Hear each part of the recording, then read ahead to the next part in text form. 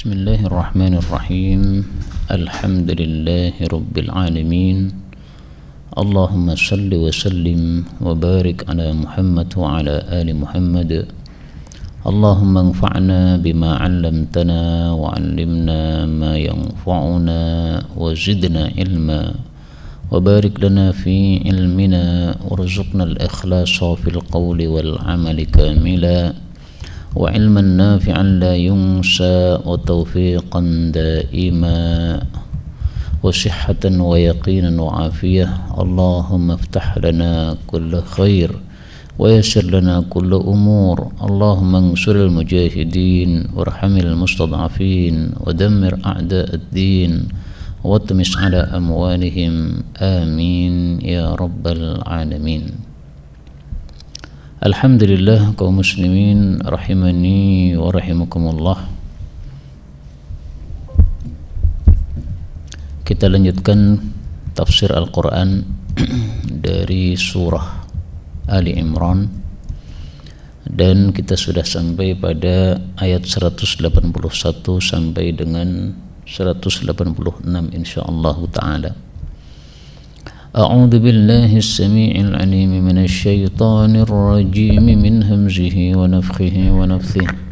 لقد سمع الله قول الذين قالوا إن الله فقير ونحن أغنياء سنكتب ما قالوا وقتلهم الأنبياء بغير حق ونقول ذوقوا عذاب الحريق ذلك بما قدمت أيديكم وأن الله ليس بظلام للعبيد الذين قالوا إن الله عهد إلينا ألا نؤمن لرسول حتى يأتينا بقربان تأكله النار قل قد جاءكم رسل من قبلي بالبينات وبالذي قلتم فلم قتلتموهم إن كنتم صادقين فإن كذبوك فقد كذب رسل من قبلك جاءوا بالبينات والزبر والكتاب المنير كل نفس ذائقة الموت وإنما توفون أجوركم يوم القيامة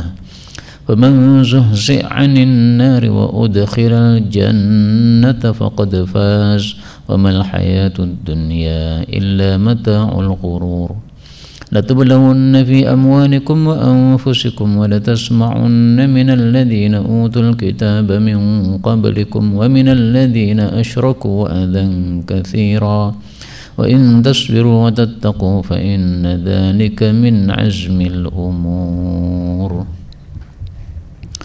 Alhamdulillah kaum muslimin rahimani wa rahimakumullah.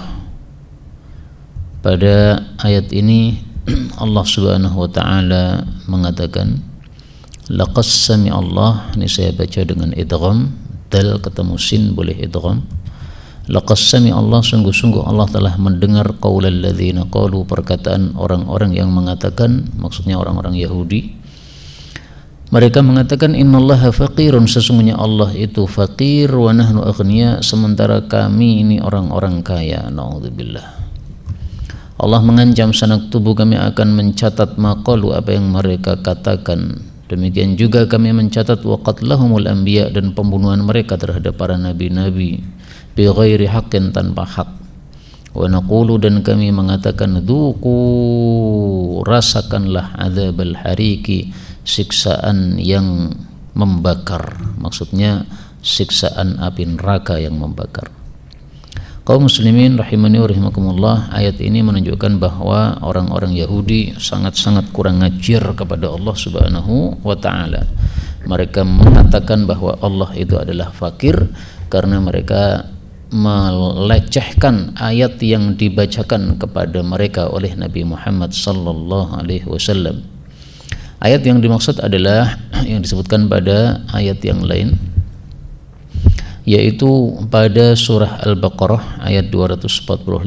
Allah mengatakan man dzalladzi yuqridullaha qardan hasanan fayudha'ifahu lahu ad'afan katsira. Barang siapa yang mau meminjamkan kepada Allah subhanahu wa ta'ala dengan pinjaman yang baik, maka Allah akan memberikan kelipat gandaan yang banyak. Nah, orang-orang Yahudi kemudian meremehkan ayat ini. Mereka mengatakan bahwasanya berarti Allah itu fakir karena butuh yukrit, butuh pinjaman. Nah, yang mengatakan ini siapa? Ini seorang Yahudi namanya Finhas. Nah, karena itu kalau nanti punya anak jangan dikasih nama Finhas ya, karena ada tokoh Yahudi yang kurang ngajar yang mengatakan seperti ini tadi. Kita ambil beberapa faedah. Faedah yang pertama, sami Allah, Allah mendengar. Ini menunjukkan bahwasanya Allah memiliki sifat sami, mendengar, dan berarti Allah punya sama, punya pendengaran. Hanya saja tidak seperti manusia ya. Kalau manusia pendengarannya ya kuping ini. Nah, kalau Allah itu laisa kamitslihi syai'. Sehingga kita tidak mengatakan seperti orang-orang ahli bid'ah yang mengatakan Allahu sami'un bila sam'in, Allah maha mendengar tetapi tanpa pendengaran. Nah, itu ucapan ahli bid'ah.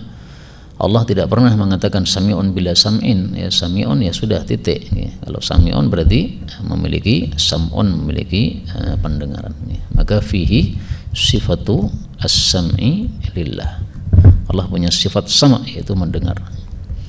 Kemudian kata-kata alladzina qalu, orang-orang yang berkata, ini sebenarnya yang mengatakan satu orang, yaitu Finhas tadi, si Yahudi, tokoh Yahudi yang kurang ajar tadi, tapi diungkapkan dengan kata-kata jamak alladzina, orang-orang, karena banyak yang meridhai ucapannya Finhas ini, sehingga yang meridhai ucapannya sama dengan yang mengucapkannya meskipun dia tidak mengucapkan seperti itu.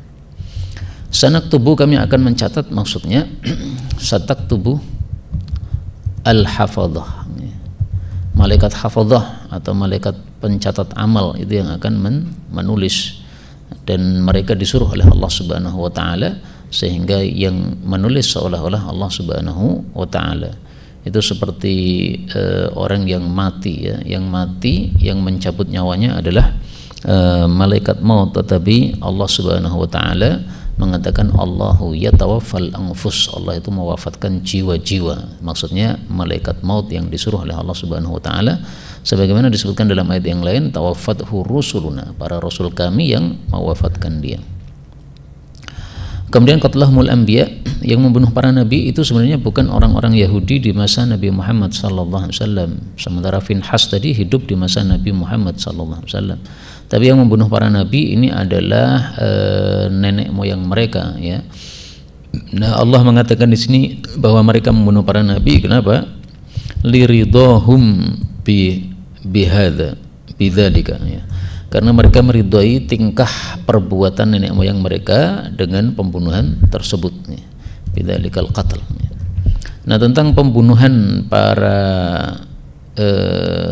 nabi ini, jumlahnya berapa yang dibunuh, nanti silahkan antum mencarinya di dalam kitab tafsir Al-Jalalain ya. Jadi PR ini cari dalam kitab tafsir Jalalain, sangat ngeri sekali bagaimana banyaknya orang-orang Bani Israel membunuh para nabi, bahkan juga membunuh orang-orang yang berbuat amar ma'ruf nahi mungkar kepada mereka. Mereka juga membunuhnya sekaligus. Na'udzubillahi min syarri dzalik. Itu disebutkan dalam tafsir Jalalain ya. Kemudian Allah mengatakan dzalika, hal itu yaitu siksaan tersebut, bima qaddamat aydikum, dengan sebab apa yang sudah mendahulukan tangan-tangan kalian, maksudnya melakukan tangan-tangan kalian. Wa annallaha, dan bahwasanya Allah itu laisa bidzallamin, tidaklah berbuat dolim, tidak mungkin selalu berbuat dolim, lil abidi, kepada para hamba. Jadi maksudnya siksaan adzabul harik, neraka, itu adalah sebab tingkah pola manusia, yaitu perbuatan dosa mereka. Bukan karena Allah dolim, karena Allah tidak punya sifat dolim, karena sifat Allah semuanya adalah sifat yang mulia. Kita ambil beberapa faedah ya. Faedah yang pertama, dzalika, ini kembali kepada al-azab ya. Adzabul harik. Nah, sementara adzabul harik itu baru saja disebutkan di ayat sebelumnya, sehingga mestinya itu kan disebutkan dengan hadza karena dekat ya. Sementara dzalika itu adalah untuk menunjukkan sesuatu yang jauh. Nah, itu sebabnya karena adzabul harik meskipun dekat, yaitu pada ayat sebelumnya sudah disebutkan, tapi tempatnya itu jauh, yaitu di neraka. Nah, sekarang kita belum ketemu dengan neraka, maka diungkapkan dengan kata-kata dzalika, yang dzalika itu adalah li isyarati al-ba'id, untuk menunjuk kepada sesuatu yang jauh. Yang jauh itu maksudnya adalah adzabul harik tadi. Kemudian bima qaddamat aydikum, apa yang kalian lakukan itu maksudnya adalah al-ma'asi, perbuatan-perbuatan maksiat yang sudah mereka lakukan tadi, membunuh nabi dan sebagainya tadinya. Kemudian Allah ini tidak pernah berbuat dolim kepada para hamba, ya. Zalam itu artinya selalu dolim. Apakah berarti Allah itu pernah berbuat dolim hanya satu kali saja? Kalau selalu tidak pernah, tapi kalau sekali pernah, tidak begitu, ya. Karena dalam ayat yang lain Allah Subhanahu wa taala menegaskan innallaha la yadhlimun nasa syai'an. Pada surat Yunus ayat 44, sesungguhnya Allah itu tidak mendolimi manusia sedikit pun. Jadi bukan berarti kalau zalam berarti pernah berbuat dolim, tetapi hanya sekali atau dua kali, tidak begitu, karena makna tersebut terbantah dengan surat Yunus ayat 44. Kemudian ayat berikutnya Allah mengatakan alladzina qalu, yaitu orang-orang yang mereka mengatakan innallaha, sesungguhnya Allah itu ahida ilaina, telah memerintahkan kepada kami alla nu'mina lirasulin, bahwasanya kami tidak beriman kepada seorang rasul pun hatta ya'tiyana, sehingga dia datang kepada kami biqurbanin, dengan kurban ta'kuluhun nar, yang memakannya api, yaitu api dari langit. Qul, katakanlah, qad ja'akum, ini dal dengan jim boleh idgham, qad ja'akum, telah datang kepada kalian rusulun, para rasul, min qabli, sebelum saya, jumlahnya 315 rasul, bil bayyinati, dengan bukti-bukti, maksudnya adalah dengan apa? Mukjizat-mukjizat, wa billadzi qultum, dan dengan apa yang kalian ucapkan, yaitu kurban yang dimakan api tadi, falima qataltumuhum, maka kenapa kalian membunuh mereka padahal mereka sudah membawa bukti-bukti kenabian mereka, in kuntum shadiqin, jika adalah kalian orang-orang yang jujur. Kaum muslimin rahimani wa rahimakumullah. Jadi orang-orang yang disiksa oleh Allah tadi, yang apa Allah sebutkan pada ayat sebelumnya al-abid tadi, nah itu adalah orang-orang yang mereka itu menolak dakwahnya para rasul. Mereka menolak dengan alasan bahwasanya rasul yang datang itu tidak membawa kurban, yaitu sesuatu yang dipersembahkan kepada Allah Subhanahu wa taala, yang nanti akan dimakan oleh api yang datang dari langit, yang menunjukkan bahwa kurbannya diterima oleh Allah Subhanahu wa taala. Nah, alasan tidak beriman dengan alasan tersebut, tidak beriman mereka dengan alasan tersebut dibantah oleh Allah Subhanahu wa taala dengan ayat atau kalimat berikutnya, ya. Rasul-rasul sebelum saya, sebelum Nabi Muhammad SAW, sudah ada yang membawa korban yang dimakan oleh api dari langit, tapi sama juga kalian membunuh mereka dan kalian mendustakan mereka, sehingga ini hanya alas-alasan saja, ya. Jadi bukan betul-betulan mereka mau beriman kepada Nabi Muhammad seandainya Nabi Muhammad itu membawa korban yang dimakan oleh api dari langit, tapi hanya alasan mereka untuk tidak mau beriman kepada Nabi Yuna Muhammadun sallallahu alaihi wasallam. Kita ambil beberapa faedah, ya. Faedah yang pertama, bahwasanya ahida ilaina itu maksudnya amarona. Jadi ahida sambungannya dengan ila, ya. Jadi bukan ahidana, tapi ahida ilaina. Kalau amarona langsung tanpa ilaina. Kalau amara ilaina, nah ini bahasa Jawa, ya, memerintahkan kepada kami. Nah, maka susunan-susunan kalimat bahasa Arab seperti ini silahkan diperhatikan supaya kita bicara dengan bahasa Arab yang fasih. Jadi lafal-lafal Quran, lafal-lafal hadis kalau kita ikuti, maka kita akan berbicara dengan bahasa yang fasih. Kemudian kurban, ini menunjukkan bahwasanya kurban itu sudah ada sejak zaman dulu sebelum Nabi Muhammad SAW. Maka kita kurban pada hari raya Idul Adha itu bukan syariat baru, tapi al-kurban syariatun qadimah, ya. Korban itu adalah syariat yang sudah lama, sejak Nabi Adam sudah ada. Disebutkan dalam ayat yang lain, il qarraba qurbanan, pada surat Al-Maidah ayat 27. Watlu alaihim naba'a bani Adam bil haqqi il qarraba qurbanan fatuqabbala min ahadihima wa lam yutaqabbal minal akhar. Ini korbannya Qabil dan Habil. Untuk bukti mana yang diterima oleh Allah dan mana yang tidak, maka disuruh berkorban. Tapi korbannya memang tidak harus dalam bentuk kambing ya. Ya apapun yang didekatkan kepada Allah Subhanahu wa taala, baik itu buah-buahan, baik itu tanaman, baik itu sembelihan, baik itu makanan, baik itu karya tulis yang kita tulis ya. Pokoknya kalau mau membuktikan bahwa ini perbuatan saya diterima oleh Allah, itu zaman dulu itu ditaruh di satu tempat, setelah itu menunggu api dari langit datang.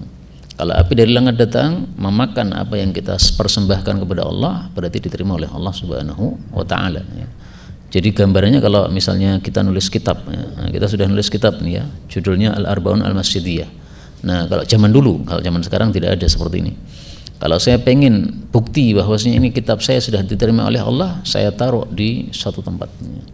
Kemudian saya tunggu. Kalau ada api dari langit datang, ini tanda berarti Allah sudah menerima karya tulis saya tadi. Kalau sudah diterima oleh Allah, maka saya akan perbanyak karena sudah jelas diterima, mendapatkan pahala dari Allah Subhanahu wa taala. Kalau ternyata tidak ada api dari langit, ya berarti tidak usah dilanjutkan, karena berarti kita ada masalah di dalam kita melakukan perbuatan tersebut, sehingga Allah tidak mau meridhoi dengan bukti Allah tidak mengirimkan api dari langit. Ini adalah kondisi di masa dulu ya, bukan untuk di masa Nabi Muhammad sallallahu alaihi wasallam. Maka ta'kuluhun nar ini, api memakannya itu adalah minas sama, api dari langit. Dan ini sudah terjadi sebagaimana disebutkan dalam hadis yang sahih, bahwa ada seorang nabi membaiat menyuruh para pasukannya untuk mengumpulkan ghanimah, kemudian ghanimahnya ternyata tidak dimakan oleh api dari langit. Akhirnya nabi tadi mengatakan, kalian harus baiat atau jabat tangan kepada saya. Nah, ketika ada salah satu yang tangannya menempel dengan tangan Nabi tadi, ini tanda bahwa di kabilah dia itu ada yang mengkorupsi harta ghanimah. Nah, kemudian ketemulah dua orang yang ternyata menyembunyikan salah satu dari ghanimah itu. Nah, itu kisahnya terjadi pada Nabi setelah Nabi Musa alaihissalatu wassalam, namanya Nabi Yusha bin Nun ya, yang disebutkan dalam surat Al-Kahfi, lifatahu, itu adalah Nabi yang pernah mengalami seperti itu. Maka wabilladzi qultum ini kama waqa'a, sebagaimana terjadi ma'a Yusha ibn Nun, bersama Nabi Yusha bin Nun rahimahullahu ta'ala wa alaihi salam. Kemudian kata-kata bil bayinat itu maksudnya adalah al-mu'jizat. Nah, maka istilah mu'jizat itu nama syar'inya al-bayinat atau al-ayat. Maka al-ayat dan al-bayinat ini sebenarnya istilah yang lebih bagus daripada al-mu'jizat, tapi memang faktanya kata-kata mu'jizat itu sudah lebih populer daripada kata-kata bayinat dan ayat. Dalam Quran dan hadis tidak ada istilah mu'jizat, nggak ada ya, adanya adalah bayinat atau ayat. Saya tampilkan salah satunya dari hadis Nabi sallallahu alaihi wasallam. Rasul sallallahu alaihi wasallam bersabda, "Ma minal anbiya'i min nabiyyin", tidak ada seorang pun nabi illa waqad u'tiya minal ayat, kecuali pasti diberi mukjizat. Nah, ayat di sini mukjizat, ma mithluhu amana alaihi al-bashar. Ini hadis muttafaqun alaih, diriwayatkan oleh Bukhari dan Muslim. Nah, kalau kita bisa memakai istilah bayinat dan ayat dan tidak membingungkan orang yang mendengarkan, ya lebih bagus kita menggunakan istilah bayinat dan ayat. Tapi kalau membingungkan orang, ya sudah pakai istilah mukjizat, nggak ada masalah. Kemudian di sini pertanyaan falima qataltumuhum ini adalah su'alu ingkar, pertanyaan untuk mengingkari. Nah, maka tidak semua pertanyaan itu butuh jawaban ya. Maka istilahnya adalah istifham ingkari, pertanyaan untuk mengingkari. Kenapa kalian membunuh para nabi? Nah, PR-nya silahkan dicari nanti ya, berapa nabi yang mereka bunuh. Itu disebutkan dalam tafsir Jalalain tentang ayat pembunuhan Bani Israel terhadap nabi-nabi mereka. Kemudian Allah mengatakan, fa in kadzdzabuka, maka jika mereka mendustakan kamu wahai Nabi Muhammad sallallahu alaihi wasallam, faqad kudziba, maka sungguh telah didustakan juga rusulun min qablika, beberapa rasul, para rasul dari sebelum kamu, jumlahnya 315 rasul. Ja'u, mereka datang bil bayyinati, dengan bukti-bukti, mukjizat-mukjizat, wazuburi, dan kitab-kitab, wal kitabin munir, dan kitab yang jelas. Kaum muslimin rahimani wa rahimakumullah, Ayat ini disebut sebagai ayatu tasliyatin, ayat yang menghibur Nabi Muhammad SAW. Artinya gini, kalau kamu didustakan oleh kaummu, maka tenanglah, sabarlah, karena nabi-nabi sebelum kamu, rasul-rasul sebelum kamu juga nasibnya sama, mereka didustakan oleh kaum-kaum mereka. Jadi orang itu kalau mendapatkan musibah sendiri itu rasanya kurang nyaman ya. Tapi kalau dia mendapatkan musibah bersama orang-orang lain, nah dia melihat orang lain juga mendapatkan musibah yang sama, itu rasanya jadi lebih lebih ringan daripada kalau dia mendapatkan musibah sendiri. Maka ini sebagai tasliyah untuk Nabi Muhammad SAW. Kita ambil beberapa faedah. Faedah yang pertama bahwasanya kudziba rusulun, ini disebut tasliyah. Yang kedua, Az-Zubur itu adalah Al-Kutub As-Samawiyah, kitab-kitab yang diturunkan dari langit. Nah, terus bedanya apa dengan Al-Kitabil Munir? Kalau Az-Zubur itu adalah kitab-kitab yang diturunkan dari langit seperti Taurat, Injil, Zabur dan yang lain-lainnya ya. Ada berapa? Wahia 104 kitaban. Sebagaimana dikatakan oleh Hasan Al-Basri bahwasanya kitab yang turun dari langit jumlahnya ada 104. Adapun yang populer cuma 4 ya, Quran, Taurat, Injil, Zabur, tapi sebenarnya ada 104. Nah, bedanya Al-Kitabul Munir itu adalah isinya dari kitab tadi. Nah, makanya para ulama tafsir ada yang mengatakan bahwasanya Al-Kitabul Munir itu adalah al-halal wal haram yang disebutkan dalam kitab-kitab tersebut. Jadi hukumnya ya, maka disebut jelas munir itu karena apa? Karena di dalamnya hukum-hukumnya disebutkan secara jelas oleh Allah Subhanahu wa taala. Kemudian Allah Subhanahu wa taala mengatakan kullu nafsin, setiap roh itu adalah dha'iqatul maut, pasti akan merasakan kematian. Wa innama, dan sesungguhnya tiada lain, tuwaffawna, kalian itu akan disempurnakan, ujurakum, akan pahala-pahala kalian, yaumal qiyamah, besok pada hari kiamat. Faman zuhzi' 'anin nar, ini hak dengan ain boleh diidghamkan. Faman zuhzi' 'anin nar, maka barang siapa yang dijauhkan dari neraka, wa udkhilal jannah, dan dimasukkan ke dalam jannah, faqad faz, maka sungguh dia beruntung. Wamal hayatud dunya, dan tidaklah kehidupan dunia illa kecuali mata'ul ghurur, kesenangan yang menipu. Kaum muslimin rahimani wa rahimakumullah, ayat ini menunjukkan bahwa setiap kita pasti akan mengalami mati, dan kalau sudah mati nanti akan mendapatkan pahalanya dari ganjarannya dari Allah Subhanahu wa taala, baik itu untuk amalan yang baik maupun amalan yang buruk. Nah, maka kalau dia amalannya buruk, dia masuk ke dalam neraka. Kalau dia amalannya baik, dia masuk ke dalam surga.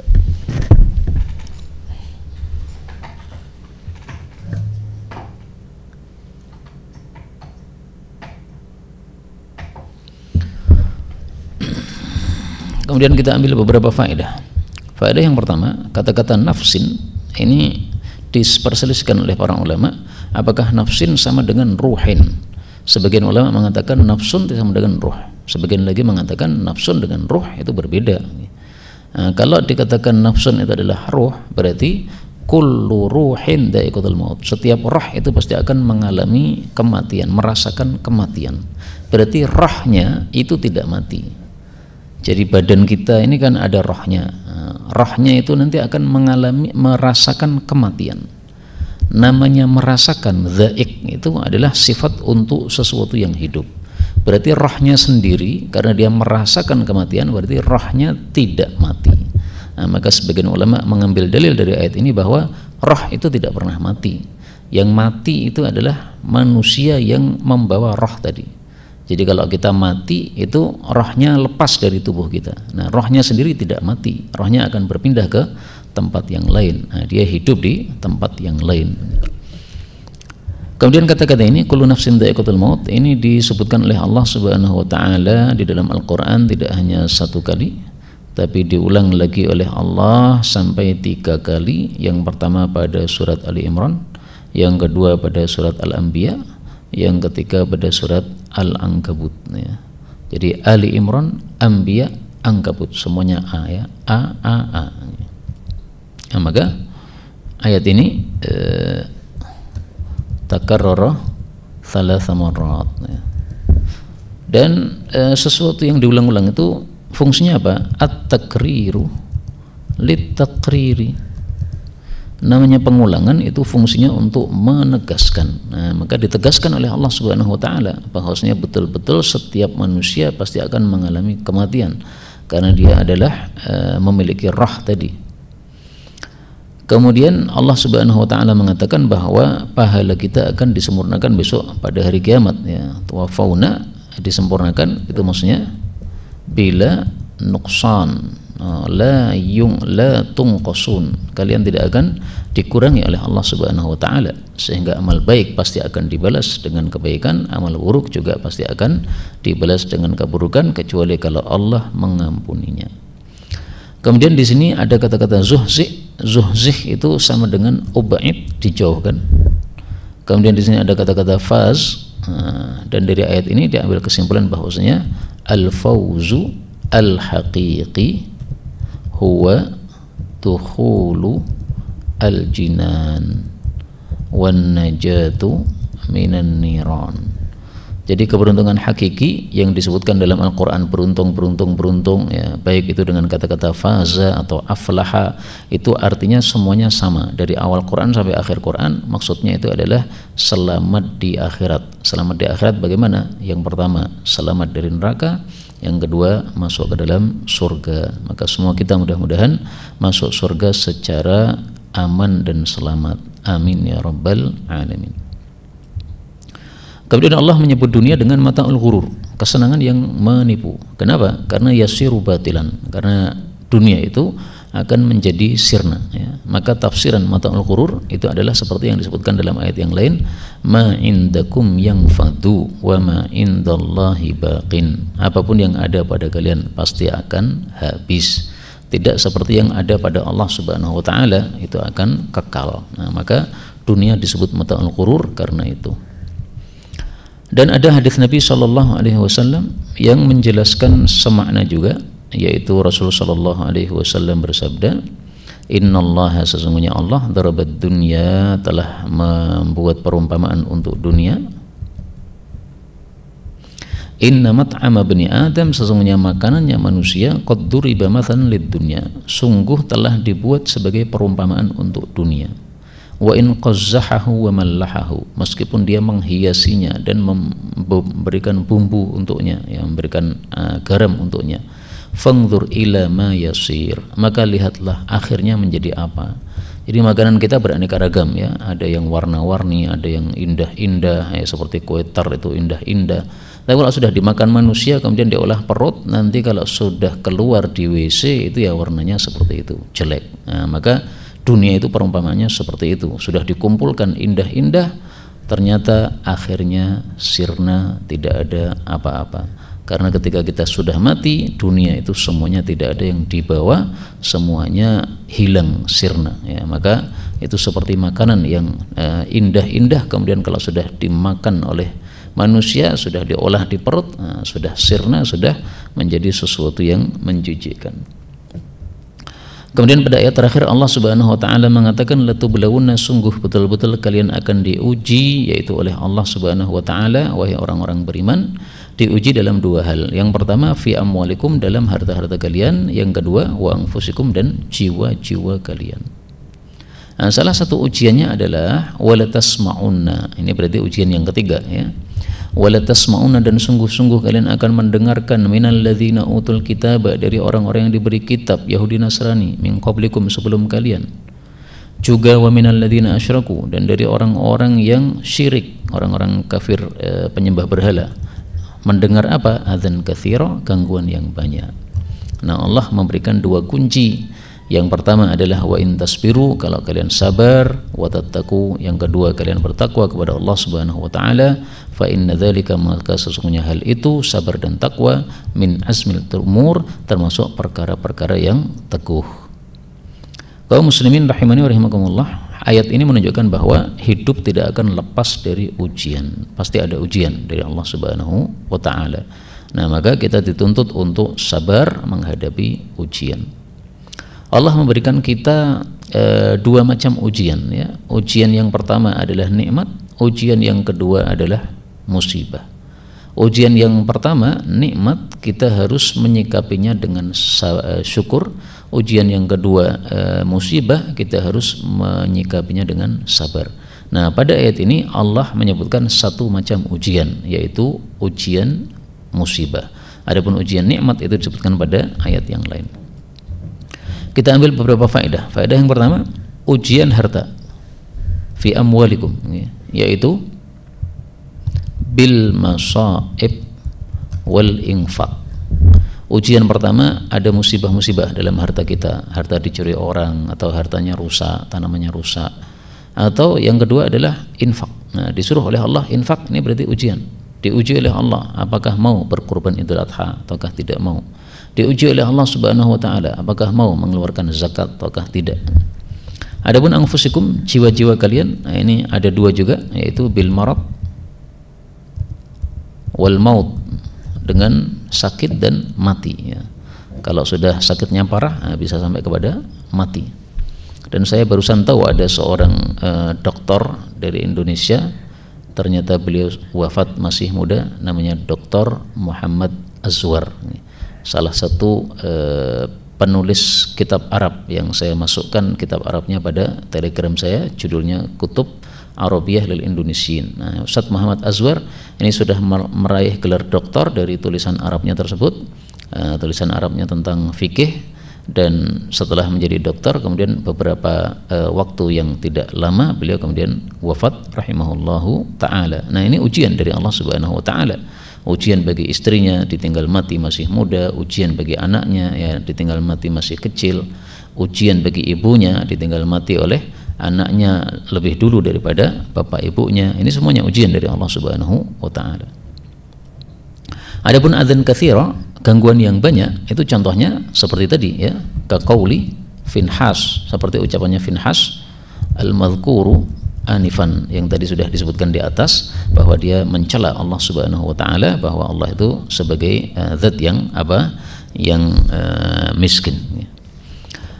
Kemudian wa intasbiru wa tattaqu, sabar dan takwa, ini adalah dua kunci untuk menghadapi macam-macam musibah. Maka musibah itu kalau kita hadapi dengan sabar dan dengan takwa, maka pasti akan diberi solusi oleh Allah Subhanahu wa taala. Sebagaimana disebutkan pada ayat yang lain, Allah mengatakan, "Wa may yattaqillaha yaj'al lahu makhraja."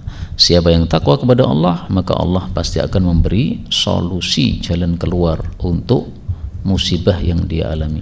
Karena itu kalau kita mendapatkan musibah, maka kunci yang pertama sabar, yang kedua segera lakukan ketakwaan kepada Allah Subhanahu wa taala.